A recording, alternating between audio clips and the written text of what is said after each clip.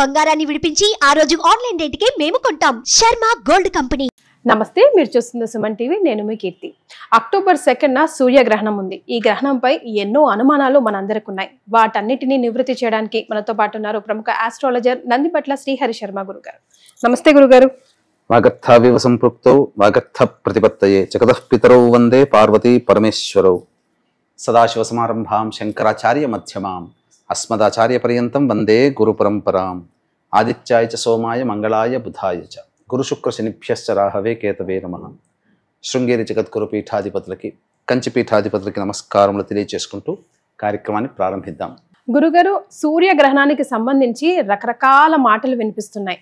కొందరేమో ఎన్నో సంవత్సరాల క్రితం వచ్చింది, మళ్ళీ ఇలాంటి గ్రహణం ఎప్పుడు రాలేదు, సో ఎన్నో రకాల ప్రకృతి వైపరీత్యాలు ఎదుర్కోబోతున్నాం లాంటివి ఎన్నో రకరకాల మాటలు వింటా ఉన్నాం. ఆ కన్ఫ్యూజన్స్ అన్ని వీడియో ద్వారా మీరు దూరం చేయాలి. అసలు ఎన్ని సంవత్సరాల తర్వాత ఈ సూర్యగ్రహణం వస్తుంది? ఇంతకుముందు వచ్చిందా, రాలేదా, ఇక ముందు వస్తుందా, రాదా? వీక్షించేటువంటి సుమన్ టీవీ ప్రేక్షకులు కూడా ఇప్పటికే అనేక ప్రసార మాధ్యమాలలో అనేక మంది పండితులు ఈ యొక్క అక్టోబర్ 2వ తారీఖు రోజున ఏర్పడేటువంటి సూర్యగ్రహణం గురించి అనేక పరిపరి విధాలుగా వాటి యొక్క వివరణ ఇచ్చి ఉన్నారు. అయితే కొంతమంది 100 సంవత్సరాల కిందట వచ్చిందని, లేదు 500 సంవత్సరాలని, కాదు 1000 సంవత్సరాలని, అబ్బే 1000 కాదండి, ఇంకా 2000 3000 సంవత్సరాల కిందటనే వచ్చింది, మళ్ళీ అటువంటిది ఇప్పుడు వస్తుంది. అంటే గ్రహణం, సూర్యగ్రహణం, చంద్రగ్రహణం ప్రతి సంవత్సరం వస్తూనే ఉంటాయమ్మా. ఒక 5-6 సార్లు, తక్కువ 4-5 సార్ల నుంచి 5-6 సార్ల వరకు వస్తూనే ఉంటుంటాయి. అయితే ఏ ప్రదేశాలలో ఈ యొక్క గ్రహణం ఏర్పడుతుందో, అనగా ఏ దేశాలలో, ఆ దేశంలో నివసిస్తున్నటువంటి ప్రాంత ప్రజలు ఈ గ్రహణ సంబంధమైనటువంటి ఆచార నియమాలు పాటించాలి. అయితే ఇక్కడ గమనించాల్సినటువంటి అంశం ఏంటంటే, వీక్షించేటువంటి సుమన్ టీవీ ప్రేక్షకులు ఈ యొక్క వీడియోని అతి జాగ్రత్తగా ఆశాంతం వీక్షించండి. ఎందుకనంటే ఇప్పటి వరకు మీరు ఈ యొక్క అక్టోబర్ 2వ తారీఖు రోజున జరిగేటువంటి గ్రహణానికి సంబంధించి ఒక యాంగిల్లోనే మీరు చూశారు. కానీ దీని సంపూర్ణమైనటువంటి శాస్త్రీయమైనటువంటి నిఖార్సైనటువంటి సత్యాన్ని ఈ అక్టోబర్ 2వ రోజున జరిగేటువంటి సూర్యగ్రహణానికి సంబంధించినటువంటి సత్యాన్ని మీకు అందరికీ తెలియచేయబోతున్నాము.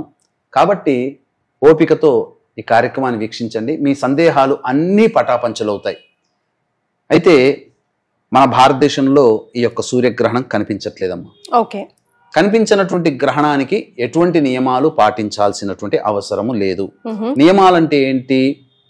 చక్కగా పట్టు విడుపు స్నానం చేయడం, నిల్వ ఉన్నటువంటి ఆకుకూరలు, కూరగాయల్లో, పదార్థాలలో దర్భపోచలు పెట్టడం, ఆ యొక్క సమయంలో, గ్రహణం జరుగుతున్న సమయంలో చక్కగా మంత్రాలు పఠించడం, అలాగే ఇంకా ఈ యొక్క గ్రహణం అయిపోయిన తర్వాత ఇల్లంతా శుభ్రం చేసుకోవడం, ఇలాంటివి దానాది కార్యక్రమాలు, అర్చన పూజాది కార్యక్రమాలు అనేటువంటివి చేసుకోవడం అనేటువంటిది జరుగుతుంది. కాబట్టి ఇక్కడ గమనించాల్సినటువంటి అంశం ఏంటనంటే, ప్రధానంగా మన భారతదేశంలో కనిపించినప్పుడు ఆచార నియమాలు పాటించాల్సిన అవసరం లేదు. కానీ ఈ గ్రహణాన్ని బేస్ చేసుకొని కొన్ని రాశులలో జన్మించినటువంటి వారికి సమస్యలు వస్తాయి. అంటే ఈ సమస్యలు ఆ రాశుల వారు కొంత ప్రభావితం అవుతారు. సమస్యలు అనంటే మనం ఏదో భయపడేంత సమస్యలు కాదమ్మా.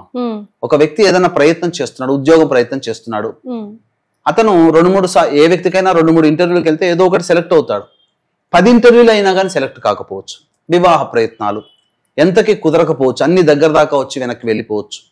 అలాగే కొంతమందికి మిస్క్యారీస్ అవ్వచ్చు ఈ గ్రహణ ప్రభావం వల్ల కొన్ని రాశుల్లో జన్మించినటువంటి వారికి. అలాగే ఆరోగ్యం ఉన్నదనుకుంటే ఏదైనా ఇబ్బందులు తలెత్తవచ్చు. ఇలా ఏ రాశుల వారికి ఎఫెక్ట్ అవుతుంది అనేటువంటి విషయాన్ని కనుక చూసుకున్నట్లయితే, హస్త నక్షత్రయుక్త కేతుగ్రస్త సంపూర్ణ సూర్యగ్రహణం. కాబట్టి ఈ యొక్క కన్యా రాశిలో జన్మించిన వాళ్ళు, తులారాశిలో జన్మించిన వాళ్ళు, అలాగే సింహరాశిలో జన్మించిన వాళ్ళు, ధనుస్సు రాశిలో, కుంభరాశిలో, మీనరాశిలో మరియు మేష, వృషభ, మిథున రాశిలో జన్మించినటువంటి వారికి ఈ గ్రహణ దోష ప్రభావం అనేటువంటిది ఉంటుంది.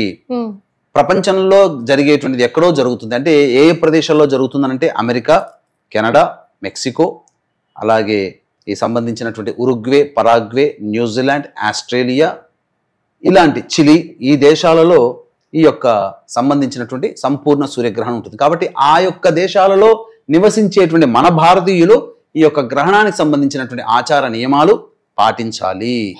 మిగతా దేశాల వాళ్ళు ఆచారాలు నియమాలు పాటించే వాళ్ళు కారు. మన హిందూ ధర్మం ప్రకారం మనం నడుచుకోవాలి. విదేశాలలాగా మనం ఉండలేం కదా. కాబట్టి విదేశీయులే మన ధర్మాన్ని పాటిస్తున్నప్పుడు మన ధర్మాన్ని మనం పాటించకపోవడంలో అంతరార్థం ఏంటి? కాబట్టి వీక్షించేటువంటి సుమన్ టీవీ ప్రేక్షకులు కూడా మన భారతదేశంలో కనిపించకపోయినా సమస్య ఏమీ లేదు. కానీ ఈ యొక్క మేష వృషభ మిథున సింహ కన్య తుల ధనుసు కుంభ మీన రాశుల్లో జన్మించినటువంటి వారికి మాత్రం సమస్యలు కొంత తీవ్రతరం అవుతాయి తప్ప పెద్ద ఇబ్బందులు అంటే ఏమీ జరగవు. కాకపోతే ప్రపంచవ్యాప్తముగా ఈ యొక్క భాద్రపద మాసంలో పాక్షిక చంద్రగ్రహణం, సంపూర్ణ సూర్యగ్రహణం ఈ ఎఫెక్ట్ ఈ భాద్రపద మాసంగా సెప్టెంబర్ అక్టోబర్లో జరిగినటువంటి ఎఫెక్ట్ వల్ల ఆ అమెరికా అనేటువంటిది, కెనడా అనేటువంటిది కొన్ని దేశాలు కామన్ గా ఉన్నాయి ఇందులో. కాబట్టి ఖచ్చితంగా దాని యొక్క ఎఫెక్ట్ ప్రపంచవ్యాప్తంగా ఉంటుంది. అంటే చాలా మంది అంటుంటుంటారు ఎక్కడో జరిగేటువంటి దానికి మనకేంటి సంబంధం, మన దేశంలో ఉండేటువంటి వాళ్ళకి అవుతుందానంటే దీనికి ఒక వీక్షించేటువంటి ప్రేక్షకులకి దీనికి ఒక ఉదాహరణ ఇస్తానమ్మా. అంటే ఇప్పుడు 26 డిసెంబర్ 2019 సంవత్సరం ఆ రోజున కేతుగ్రస్త సూర్యగ్రహణం పూర్వాషాఢ నక్షత్రం ధనుస్సు రాశిలో ఏర్పడింది. అంటే ఏర్పడినప్పుడు ఏం జరిగింది? మనకందరికీ కూడా భయభ్రాంతులు ప్రపంచవ్యాప్తముగా స్తంభింపజేసినటువంటి కరోనా 2019 డిసెంబర్లో ప్రారంభమైంది. అంటే గ్రహణం వల్లే వచ్చిందంటారా గురుగారు? ఒకవేళ గ్రహణం లేకపోయినా వచ్చిండుంటొచ్చు. గ్రహణం ముందు, అందుకనే గ్రహణాల ప్రకృతిలో అనగా ఈ యొక్క ప్రపంచవ్యాప్తముగా ప్రకృతిలో ఏర్పడేటువంటి మార్పులకి ఆ ప్రకృతిలో జీవరాశులకి కొంత సంబంధం ఉంటుందమ్మా. తోకచుక్కలు కానీ గ్రహణాలు కానీ ఏర్పడినప్పుడు కొన్ని ప్రాంతాలలో కొన్ని ఇబ్బందికర పరిస్థితులు అనేటువంటివి ఖచ్చితంగా వస్తాయి. రైట్, ఓకే, ప్రాంతాలకు వస్తాయి, ప్రకృతి వైపరీత్యం అలాంటివి జరుగుతాయి. బట్ ఇండివిజువల్ రాశులకు ఇండివిజువల్స్ కి కూడా అవుతుంది, అంటే మనిషికి కూడా ఆపాదించబడతాయి అని అంటున్నాం కదా మనం.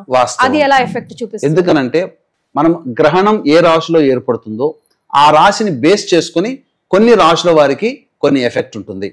బాగా ఎఫెక్ట్ అయ్యేటువంటి రాశి ఏంటంటే కుంభరాశి, కన్యా రాశి, అలాగే ఈ యొక్క తులారాశి, మిథున రాశి బాగా ఎఫెక్ట్ అవుతుంది. ఒక్కో రాశిలో మీన రాశి కూడా బాగా ఎఫెక్ట్ అవుతుంది.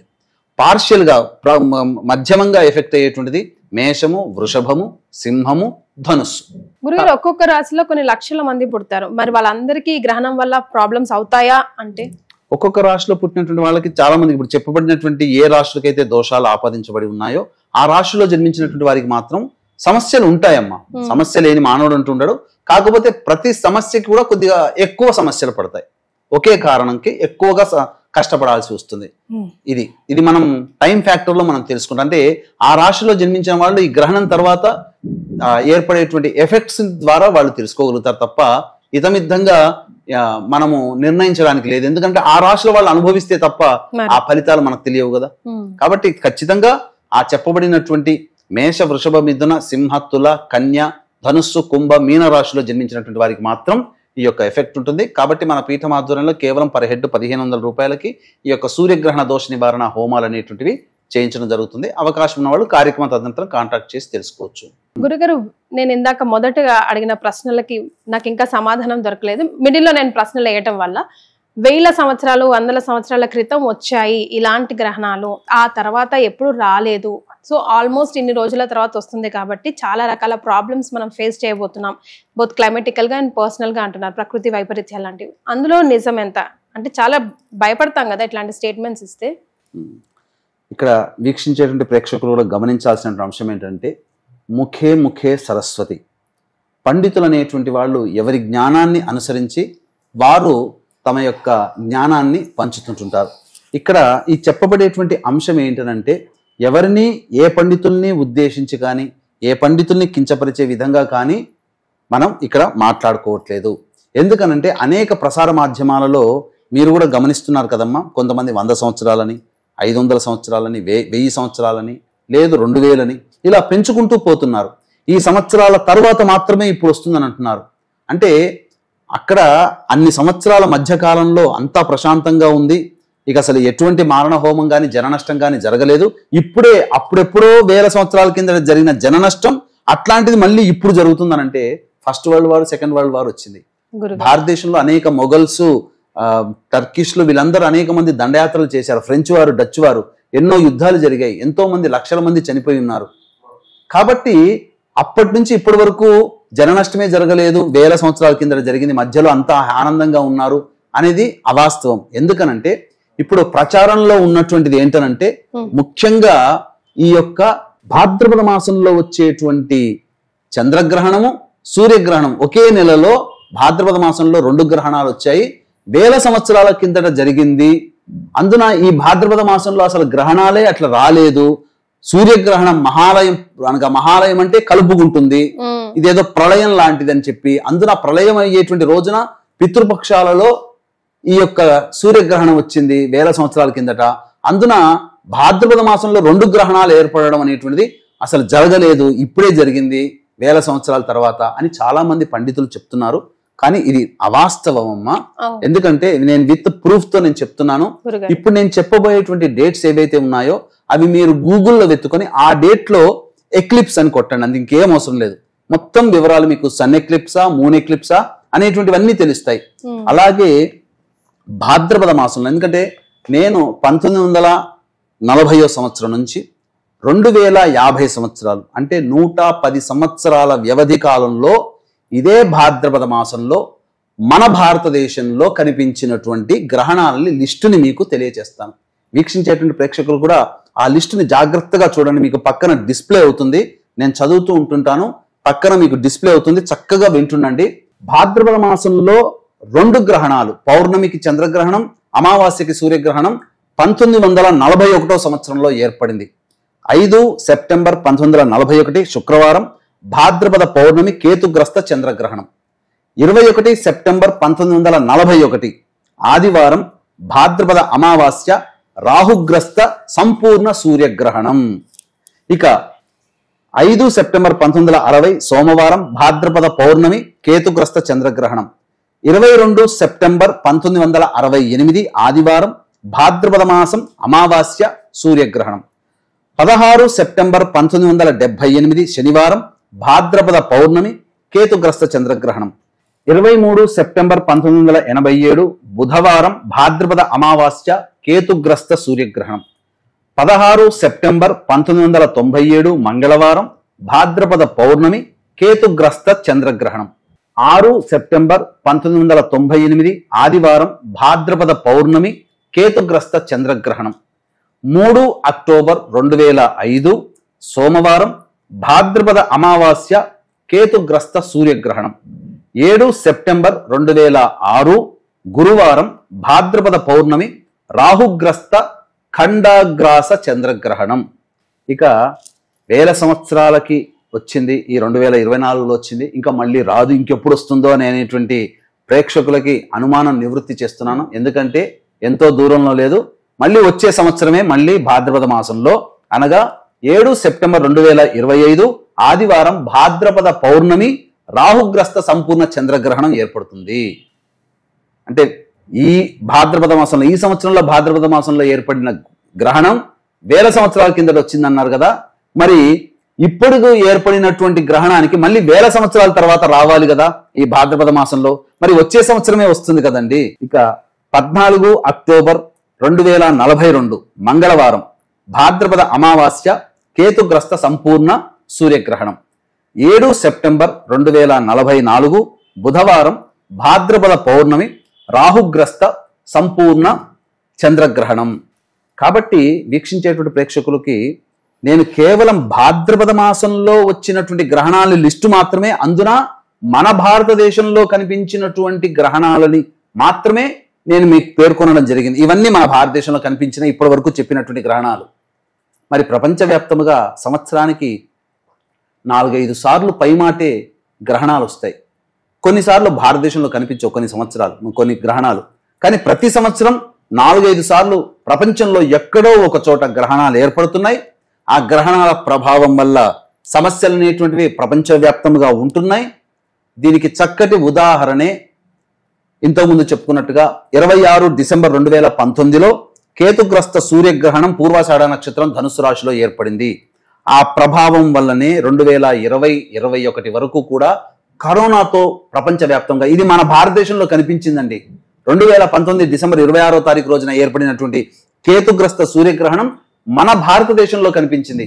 కానీ మన భారతదేశమే ఎఫెక్ట్ అవ్వాలి కదా, ప్రపంచవ్యాప్తంగా ఎందుకు ఎఫెక్ట్ అయింది? గ్రహణం వల్లనే వచ్చిందానంటే ప్రకృతిలో కలిగేటువంటి మార్పులు భవిష్యత్తు యొక్క జరిగేటువంటి విపత్తులకి మనకు దిశానిర్దేశం చేస్తాయి.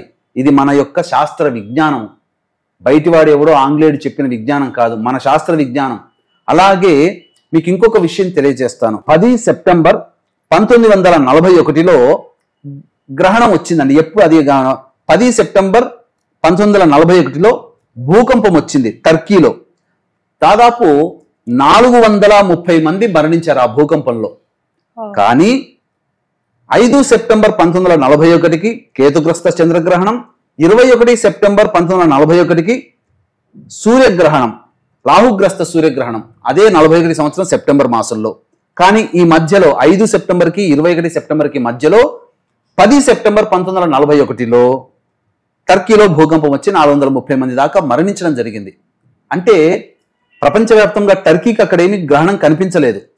వేరే దేశాలలో ఆ సెప్టెంబర్ మాసంలో 1941లో గ్రహణం వచ్చింది. కానీ టర్కీలో గ్రహణం కనిపించినటువంటి టర్కీలో ఎందుకు ఎఫెక్ట్ అయింది అంటే దీని ప్రభావము ప్రపంచవ్యాప్తంగా మనం ఆలోచించుకోవాలి తప్ప కేవలం మన భారతదేశం అనేటువంటి విషయాన్ని దృష్టిలో పెట్టుకోకూడదు.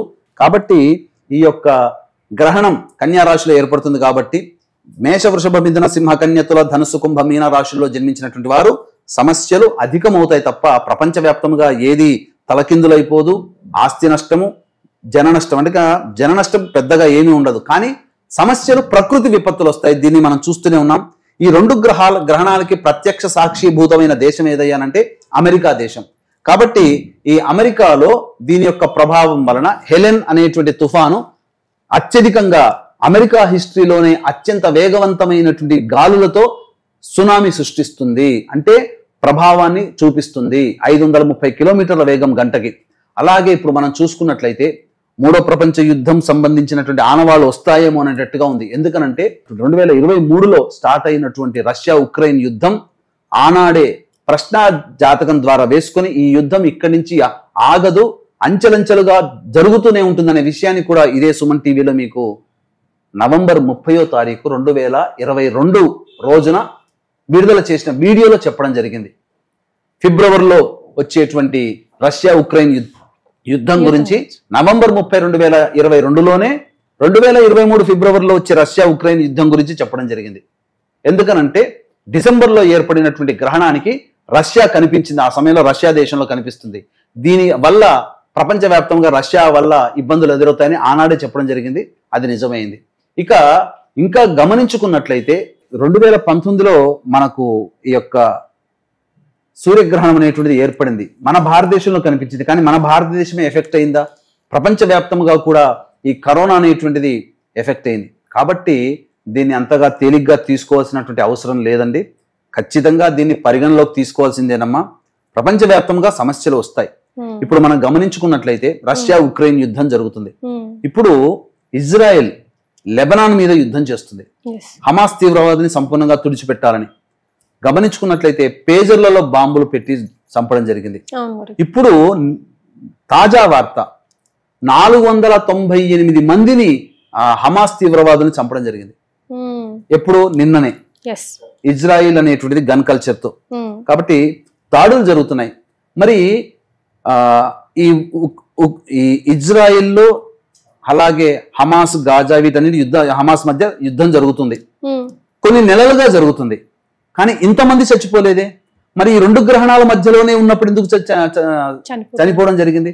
మరి దీనికన్నిటికీ గ్రహణాలకి లింకు లేదంటారా? చంద్రగ్రహణం సూర్యగ్రహణానికి మధ్యలో నిన్ననే. కాబట్టి ఈ రోజు వీడియో చేస్తున్నాం. నిన్ననే ఆ యొక్క సంబంధించినటువంటి 498 మంది దాకా అధికారికంగా చెప్పారు. అనధికారికంగా ఎన్ని వేల మంది పోయి ఉంటారు. కాబట్టి వీక్షించేటువంటి ప్రేక్షకులు అంత ఆషామాషిగా గ్రహణాలని నాలిక మీదుగా ఏం కాదులే అని చెప్పి కొట్టిపేరడానికి లేదమ్మా. మరి ఇజ్రాయిల్లో కనిపిస్తుందా?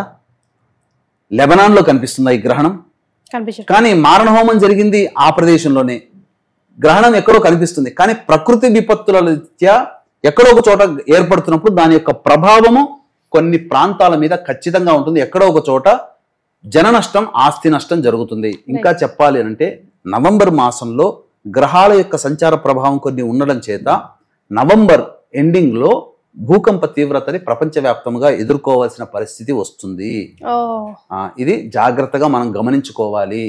దీనికి సంబంధించిన వీడియో మళ్ళీ మనం చేద్దాం. కాబట్టి ఈ యొక్క గ్రహణం మన భారతదేశంలో కనిపించకపోయినప్పటికీ ఆచార నియమాలు ఏం పాటించాల్సిన అవసరం లేదు. ఆ రోజున 2వ తారీఖు రోజున గ్రహణం వస్తుంది కదా. కాబట్టి వీక్షించేటువంటి ప్రేక్షకులు గ్రహణం అనేటువంటిది ఈ యొక్క సంబంధించినటువంటి నియమాలు ఆచారాలు పాటించకపోయినా ఆ గ్రహణ ప్రభావం వల్ల కొన్ని రాశులకి మాత్రం సమస్యలు వస్తాయి.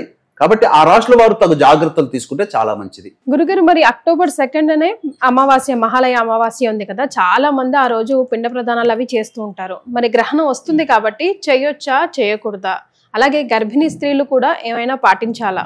చాలా మందికి వచ్చేటువంటి డౌట్ ఏనమ్మా. అక్టోబర్ 2వ తారీఖు రోజున ఈ గ్రహణం ఏర్పడుతుంది కాబట్టి ఆ రోజున జనరల్ గా గ్రహణం అనేటువంటిది వచ్చిన రోజున పిండ ప్రదానాలు చెయ్యరు. కాబట్టి మన భారతదేశంలో కనిపించదు కాబట్టి మన భారతదేశంలో ఆ యొక్క అక్టోబర్ 2వ తారీఖు రోజున యథావిధిగా పిండ ప్రదాన కార్యక్రమాలు, తర్పణాది కార్యక్రమాలు, స్వయంపాక దానములు, అన్నదానములు అన్నీ చేసుకోవచ్చు. గర్భిణీ స్త్రీలు కూడా హాయిగా ఉండవచ్చు, ఇబ్బంది ఏమీ లేదు.